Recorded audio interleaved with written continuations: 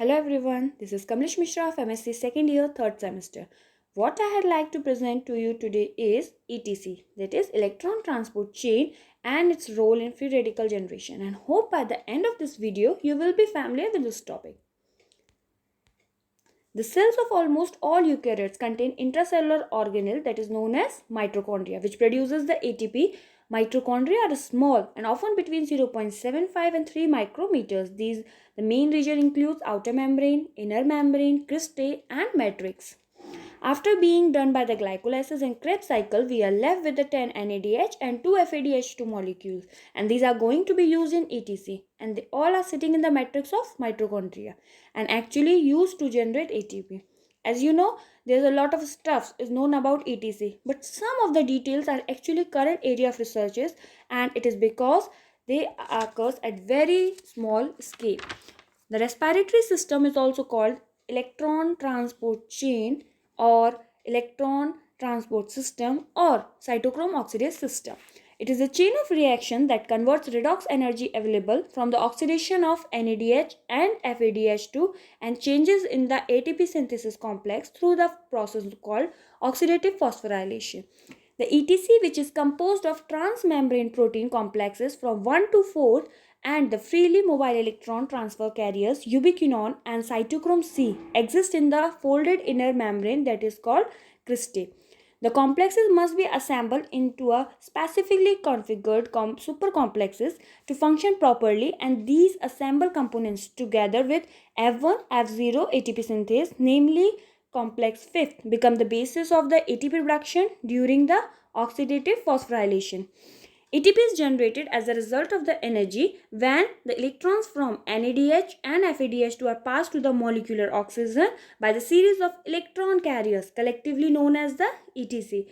The energy derived from the transfer of electrons through the electron transport chain is used to pump protons across the inner mitochondrial membrane from the matrix to the cytosol side. As a result, an electrochemical gradient is generated and a membrane potential.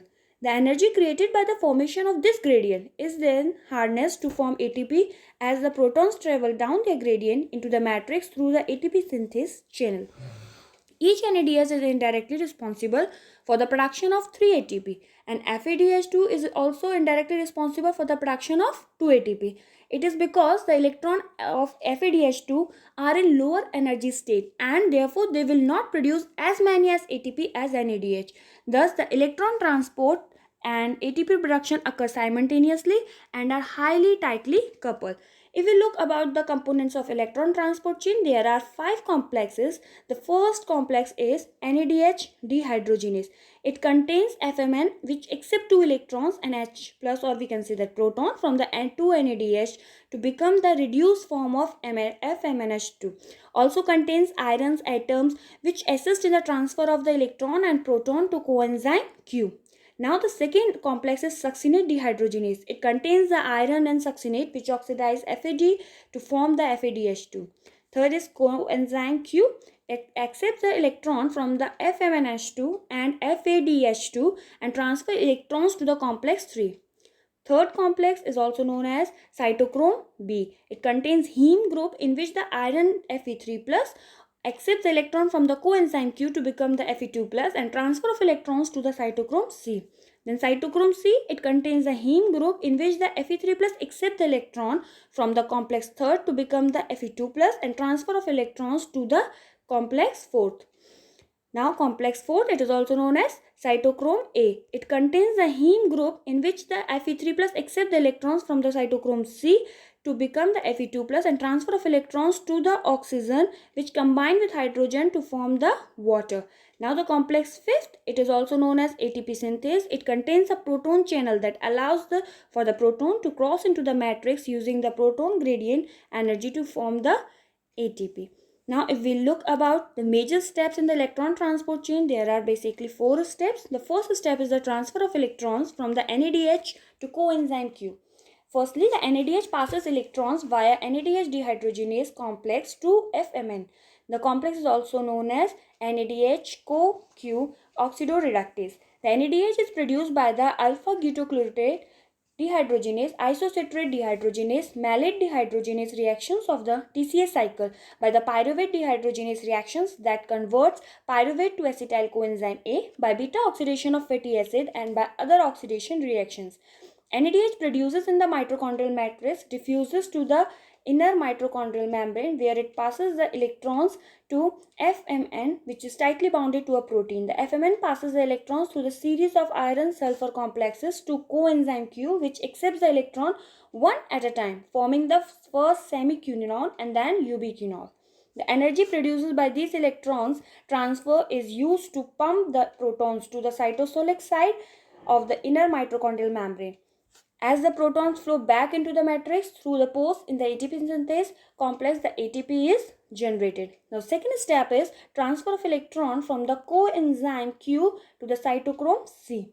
Coenzyme Q passes the electrons through the FES center to cytochrome B and then C1, which is transfers the electron to cytochrome C. The protein complex involved in this transfer is complex third, or we can say that cytochrome Bc1 complexes. These cytochrome each contain a heme group as a prostatic group but have different apoproteins. In the ferric state, the heme group can accept one electron and can be reduced to the ferrous state. Because the cytochrome can only carry one electron at a time, two molecules in each cytochrome complex must be reduced for every molecule of NADH that is oxidized. The energy produced by the transfer of electrons from the coenzymes to the cytochrome C is used to pump the proton across the inner mitochondrial membrane. As the protons flow back into the matrix through the pores in the ATP synthase complex, ATP is generated and the electrons from the FADH2 produced by the reactions such as the oxidation of succinate to fumarate and enter the electron transport chain at complex second, which contains succinate dehydrogenase. Complex second will transfer electrons to the coenzyme Q without associated proton pumping across the inner mitochondrial membrane. Transfer of electrons from the third step is that transfer of electrons from the cytochrome C to the oxygen. Here, as you can see, cytochrome C transfers electron to the cytochrome AA3 complex, which transfers the electron to the molecule oxygen and it will reduce to the water. Cytochrome oxidase catalyzes transfer of electrons. Cytochrome A and A3 each contain a heme and two different proteins that each contain copper. Two electrons are required to reduce one atom of oxygen and therefore for each NADH that is oxidized, half of O2 is converted to the water, or we can say that one molecule of water. The energy produced by the transfer of electrons from the cytochrome C to oxygen is used to pump proton across the inner mitochondrial membrane, and as the protons flow back into the matrix, ATP is generated again. Now the last step is the ATP generation in ATC. The production of ATP is coupled to the transfer of electrons through the electron transport chain to oxygen. The overall process is known as oxidative phosphorylation. Protons flow down their electrochemical gradient through the membrane-bound ATP synthase, and this flow of protons through the ATP synthase allows the enzyme to synthesize the ATP. The exact amount of ATP that is generated by this process has not been clearly established, but the current thought indicate that for each pair of electron that enters the chain from NADH, 10 protons are pumped out of the mitochondria. As it takes 4 protons to flow through the ATPase to synthesize 1 ATP, and 2.5 moles of ATP can be generated from 1 mole of NADH. For every mole of FADH2 that is oxidized, approximately 1.5 moles of ATP are generated because the electrons from the FADH2 enters the chain via coenzyme Q, bypassing the NADH dehydrogenase step.